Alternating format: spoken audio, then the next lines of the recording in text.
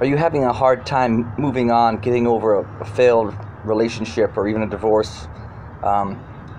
Because for any amount of time, I think that's a sad state to be in, and it can take a long time to get feeling emotionally well again, that you're in a happy place and ready to go out and try dating and try another relationship. My name is Doug McWilliams. I'm the author of The Evolution of Love, and the name of this channel as well. And I think I just have some unique perspectives and ideas about what it means to love and how to think about relationships, ideally to help people get to where I'm at in my life, where I have no fear of falling in love, no fear of someone leaving, cheating on me, breaking my heart. I have no fear of flirting or expressing my love honestly. And when I'm in a relationship with someone I do care about, it's fun. There's no jealousy. There's no fear, insecurity, which not only does that make the relationship more fun for me to experience, that makes me a better partner for the person I'm in a relationship with. So if you can get on board with these concepts, that's that you'll be a better partner, more successful, longer lasting, more fun, more enlivening experience. So number one, it's not uncommon, and I understand that some people, depending on your age, may get to a point where they just write off the whole thing. I don't want to fall in love again. It's too painful. Don't want to take that chance. And damn it, I want to change that. When you see it the way I do, there is no reason to think of it that way. Because I'm telling you, it's worth striving for, to find that great partner. Because when you find that person, it's awesome. It's life, to me, times 10. Life's meant to be shared anyway with people you love, but especially when you have that intimate romantic partner. So we have to know, first off, logically, that it's probably not going to be the next person that you get involved with. It's hard to find that great partner, and I won't go into details here, but I've got my own criteria of the qualities that I need to have in that relationship to feel like it's working. And there's a lot. You might agree and resonate with my list. Certainly some of them, maybe not all, but at least get you thinking about, what are the things, traits that you have in a relationship that you need and that are deal breakers. Because lots of valid things can come up in a relationship. Doesn't mean your partner's bad or that you're petty. That's just a deal break. It's not going to be fun. It's not going to be everything that I want it to be. So I think just applying logic here. I'm taking a look, at the world around us. I don't know how old you are. If you're younger, then my perspective is going to mean something different to someone who's been in several or many relationships. But most of us go through life, and we're going to be with lots of partners.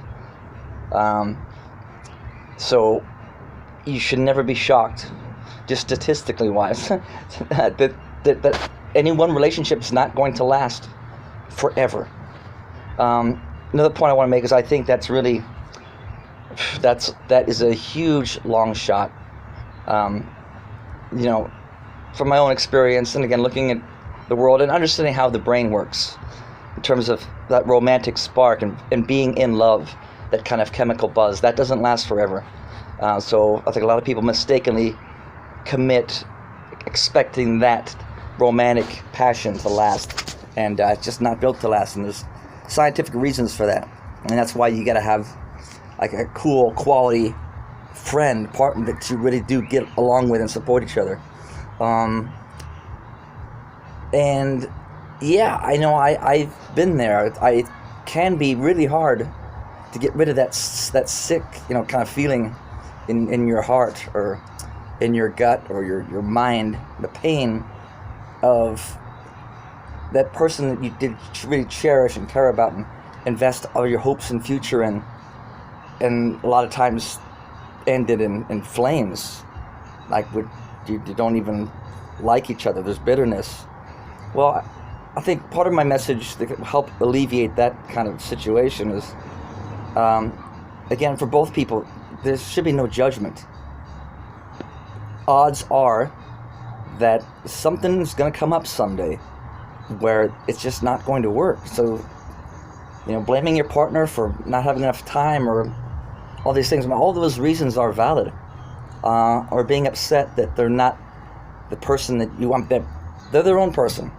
So now our life paths don't carry on the same trajectory. It shouldn't be a shock. There's no reason to judge that person. And here's the real kicker here. If you're going to commit to someone, I think you really would benefit by logically understanding my definition and concept of what I call evolved love. There's the version of love that you get from the media and pop music, and this society seems to celebrate, all about falling in love and happily ever after, which I call primitive love. That's the chemical, primitive reaction that does not last forever, and it really is selfish. You love them because of the way they make you feel. They give you this buzz. That's fun. That's great. But we've evolved now as beings and creatures, and our brains have evolved. There's a higher concept, or a more evolved neocortex, which I say love is just the deepest level of caring about someone else. It's when you care so much for that person, they feel like they're part of you. So when they're happy, you're happy, and they're sad, you're sad. It's the way you love your children, your best friends, and that's unconditional. And no matter how happy they make you, how much you want to be with them, what supersedes that selfish aspect is ultimately you want them to be happy, even if that means they're happier without you or happier with someone else. As much as you want to be with them, you love them enough to let them go. And it's doable, and it's beautiful. And I'm telling you, when you have two people that feel that way about each other and communicate that, man, the fear, it just drives you together. That's someone you trust, that even when those rough patches come up, you don't want to let that person go, because it's hard to find someone to love you like that. And even should the romance not work out, the partnership, you should still be good friends. We're still going to be part of each other's lives. I still care about you because I think you're an awesome human being. Didn't work out. It's okay. We had a fun time. We had a great time together. We had experiences. We grew. We learned from each other. We laughed. Because you had all those elements that you were looking for before you got serious with them. So I'm not great with these videos. And for one thing, I'm not doing this for money. Really, the money's nice, but when I first wrote the book, I put in the first page, the introduction, that I'm making this book available for free.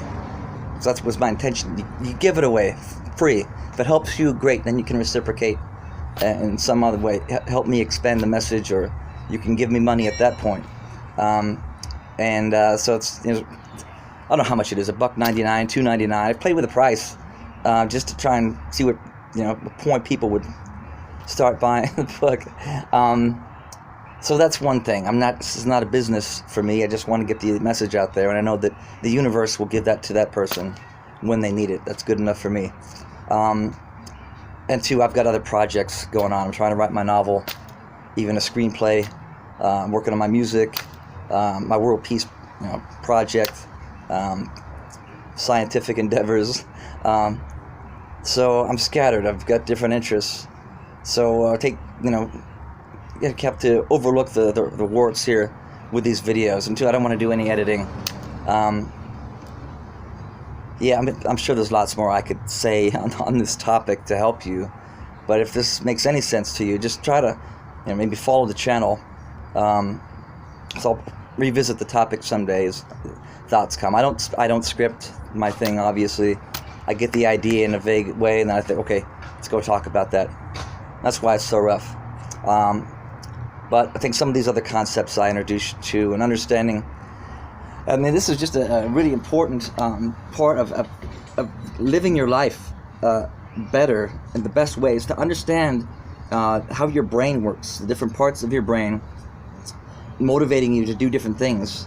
Your primitive reptilian brain, it was the limbic system and neocortex, or and these things. Anyway, and that's why we have these inner struggles about, do we want that or do we not want that? Being clear about that, and then not feeling guilty for those primitive reactions, will go a long way into your happiness and just living a better life, and certainly when it comes to love and relationships. So hope that does something for you. Wish you well. Have a good day. Bye.